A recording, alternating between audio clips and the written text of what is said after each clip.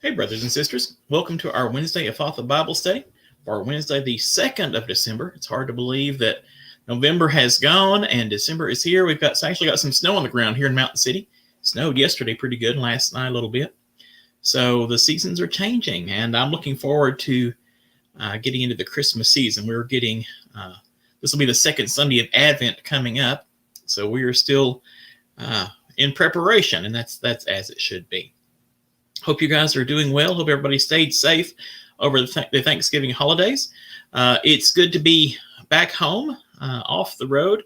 I really enjoy traveling, and I really enjoy traveling in our little travel trailer.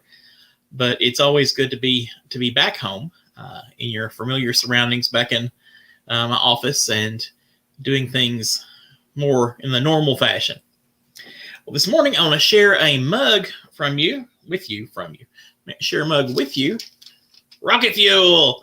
This is a birthday Christmas present from Allie and John, and I really appreciate that.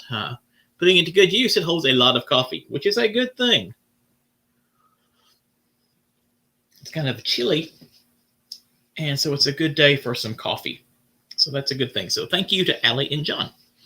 And as always, if you have comments or questions about the text or whatever, go ahead and leave a comment down below, and that'll show up here, and I'll be able to respond to it. If I can't answer it straight off the bat, I'll research it and get back to you on the following week. So that is a good way for us to keep in touch. All right. We are in Exodus chapter 14. The Israelites have left Egypt, and they're beginning their journey. We're going to backtrack a little bit. We talked last week about the Israelites saying, "Were there no graves in Egypt?" And that's going to be a refrain you'll be hearing fairly often as they journey through the wilderness. But we're going to pick that up a little bit and go actually through the crossing of the Red Sea. Let me change hands here. There we go. That'll be better. All right. So we're going to pick up in Exodus chapter 14 in verse 5. Exodus 14:5. When the king of Egypt was told that the people had fled, the minds of Pharaoh and his officials were changed toward the people, and they said, "What have we done, letting Israel leave our service?" So he had his chariot made ready and took his army with him. He took 600 picked chariots and all the other chariots in Egypt, with officers over all of them.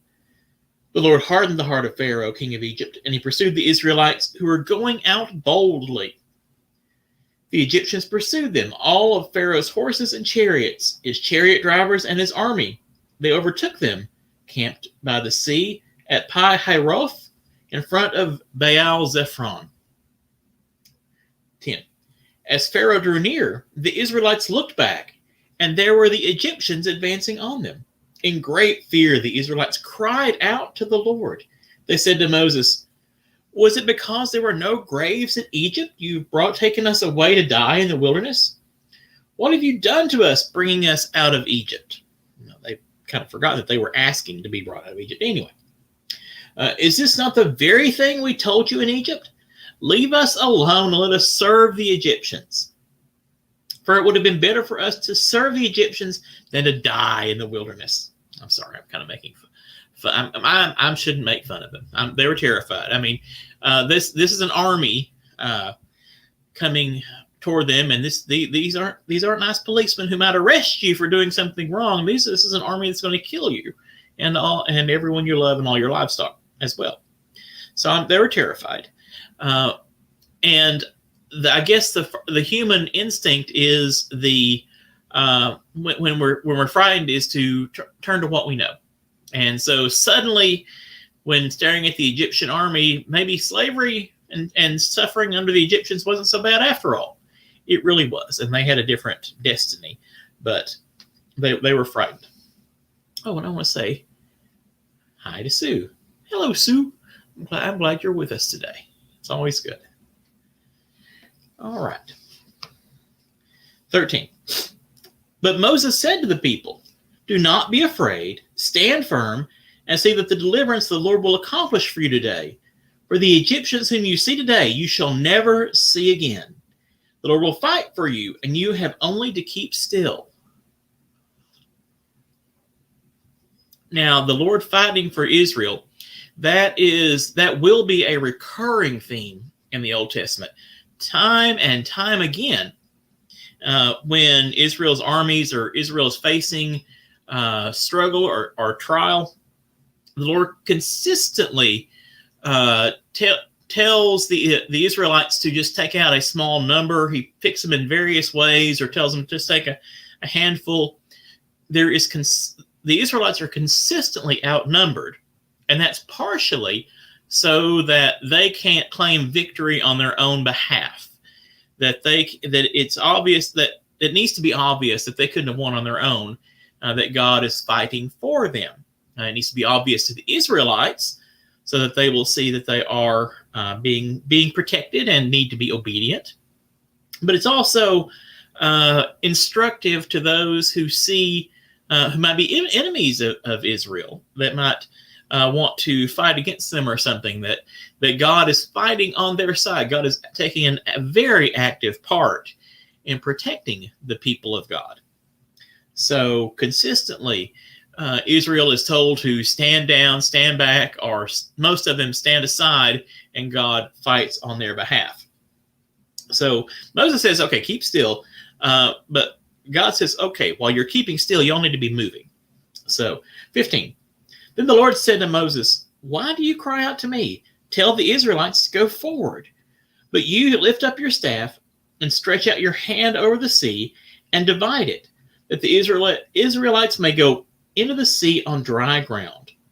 Then I will harden the hearts of the Egyptians, so that they will go after them. And so I'll gain glory for myself over Pharaoh and all his army, his chariots, and his chariot drivers. And the Egyptians shall know that I am the Lord, when I have gained glory for myself over Pharaoh, his chariots, and his chariot drivers. So Israel was camped by the seashore, by the beach.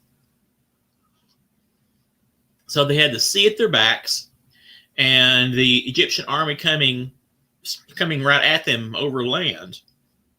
And so they had nowhere to go. So when God says, okay, turn around, face toward the sea and go forward, I'm sure they were confused. I'm sure Moses was confused.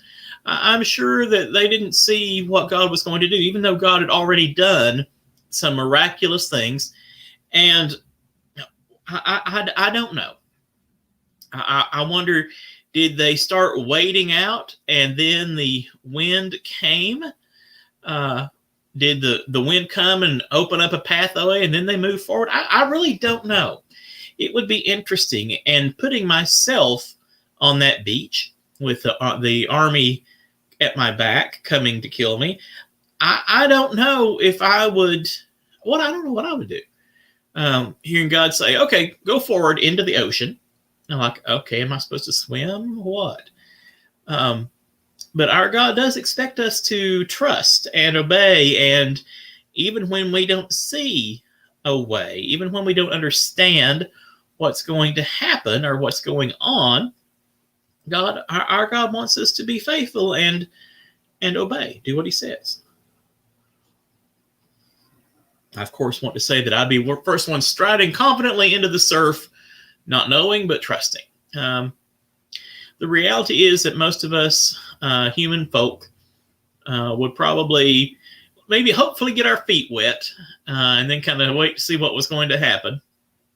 Because it's hard for us to trust where we haven't seen. But that's something that we need to work on. Faith can be learned. Faith can be grown. Faith can be exercised and made stronger, just like any other skill or muscle that we have. So God says, turn around, get them moving toward the ocean, and stretch out your staff. And he says they'll cross on dry land. Okay. 14:19. The angel of God who was going before the Israelite army moved and went behind them. And the pillar of cloud moved from in front of them and took its place behind them. Wait, whoa, hold on. Just a second. The angel of God who was going before the Israelite army moved and went behind them. and the pillar of cloud. So this is not the pillar of the whatever figure this is not the pillar of cloud. Maybe it is perceived as a pillar of fire. I don't know, but it's specifically identified as the angel of God. Most scholars agree, and I tend to agree with them, that when you hear the angel of God, as opposed to an angel of God, that's more than likely referring to the pre-incarnate Christ, the second person of the Trinity, Jesus, before he was born of the Virgin Mary. So all three persons of the Trinity are active and present here. And so it just amazes me that this isn't just some sort of sign that God is like a funnel cloud or something that the people can see. This is actually the angel of God, the messenger of God, Jesus. So, interesting. 20. It came between the army of Egypt and the army of Israel. So the cloud was the cloud was there with the darkness, and it lit up the night, and one did not come near the other all night. So the cloud and fire were both there. Angel of the Lord was there. That may have been the cloud of fire, pillar of fire. I'm not sure. But anyway, they were there. They moved from in front of leading the people to stand between the Israelites and the Egyptians. And it's night. Everything always seems worse at night, doesn't it? Everything always seems more, problems seem bigger, and things seem scarier at night. We have some of our darkest thoughts at night. So here they are in the middle of the night, a time when we're not used to being up and around, and I'm sure it just added to the confusion and added to the fear. Then Moses stretched out his hand over the sea. The Lord drove the sea back by a strong east wind all night and turned the sea into dry land, and its waters were divided. The Israelites went into the sea on dry ground, the waters forming a wall for them on their right and on their left. So the wind blew all night, and at some point the Israelites went in. Probably, was it still dark? Was that the next morning? I don't know. It's not really clear, but what it is clear is that God provided a way. There have been several attempted scientific explanations, and there is a place in the Reed Sea, which could be could be a mistranslation of Red Sea, where if the wind blows from a certain direction, it does kind of push the water out, and the shallow seabed turns into a marshy, mucky lake bed. And if you've ever walked on a lake bed, you know how mucky that can be. But it doesn't really matter. It really doesn't. We don't have to have a scientific explanation to quote prove this happened. It's interesting, but even then, if the water was just kind of pushed away, leaving the lake bed bare, that would not account for a 22. The water is forming a wall for them on their left and right. Again, I love the movie, the animated movie, The Prince of Egypt, where the waters are divided and they're kind of clambering across the seabed with this giant, like, aquarium wall of water on either side. And when the lightning flashes, you can see the leviathans, the giant sea creatures in the waters right beside them. It's just a beautiful image of that. So we don't have to have scientific proof to prove the Bible. Our faith is not based on that. It's interesting, but it is certainly not necessary. So we're going to take the account as we receive it. As we receive it. Okay. 22. The Israelites went into the sea on dry ground, the waters forming a wall from them on their right and on their left. The Egyptians pursued and went into the sea after them, all of Pharaoh's horses, chariots, and chariot drivers. At the morning watch, the Lord, in the pillar of fire and cloud, looked down upon the Egyptian army and threw the Egyptian army into panic. He clogged their chariot wheels so that they turned with difficulty.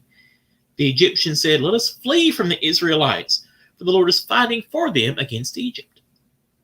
Then the Lord said to Moses, "Stretch out your hand over the sea, so that the water may come back upon the Egyptians, upon their chariots and chariot drivers." So Moses stretched out his hand over the sea, and at dawn the sea returned to its normal depth.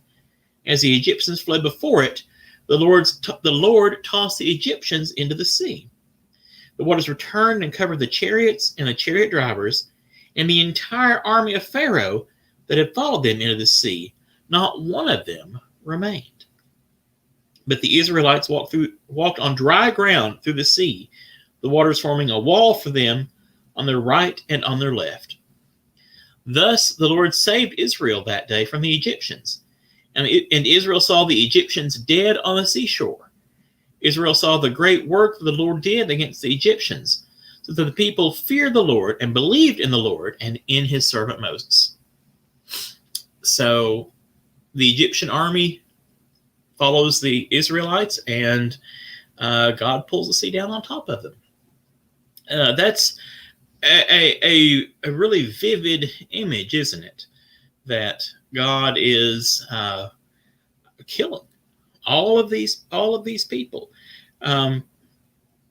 Were some of them good people, some of them bad people? Well, they were all Egyptians, but individually, I'm sure there were some who were worse than others. And it's really interesting. Our place isn't to question the morality of God, because God is by definition moral. So anything that God does is moral. God is true to God's own nature. And so our obedience, our morality is found in our righteousness, is found in being faithful, being obedient to God. There are times throughout the Old Testament, especially when Israel is taking possession of the promised land, where God tells the Israelites to go and kill everybody in a town and take possession of it. Men, women, children, dogs, cats, and livestock. And again, it's not our place to say that's right or wrong. It is God doing God's purposes. And just for me and you, brothers and sisters, I personally make sense of this in that God, I don't think, sees death as we do. I think God is capable of discerning the hearts of people, and even all those Egyptians, if they were worthy of being part of God's kingdom, I think God would welcome them. But again, that's not our place. That is not our job. Our job is just to be faithful and to love God and do what He says. So anyway, let's see. We have somebody coming in the church. That's good. So after the crossing, the Moses and the Israelites create a song to remember this. They sing in joy and thanksgiving. And so next week we will talk about the beginning of the journey in the wilderness and some other things. So anyway, I hope you guys have a blessed week. We'll see you in church on Sunday, or online worship on Sunday. It's the second Sunday of Advent. We're going to be looking at John the Baptist and how he is making the way ready for the coming of Christ. So thank you for being with us today. Hope you have a blessed week, and we'll see you Sunday. God bless. Bye-bye.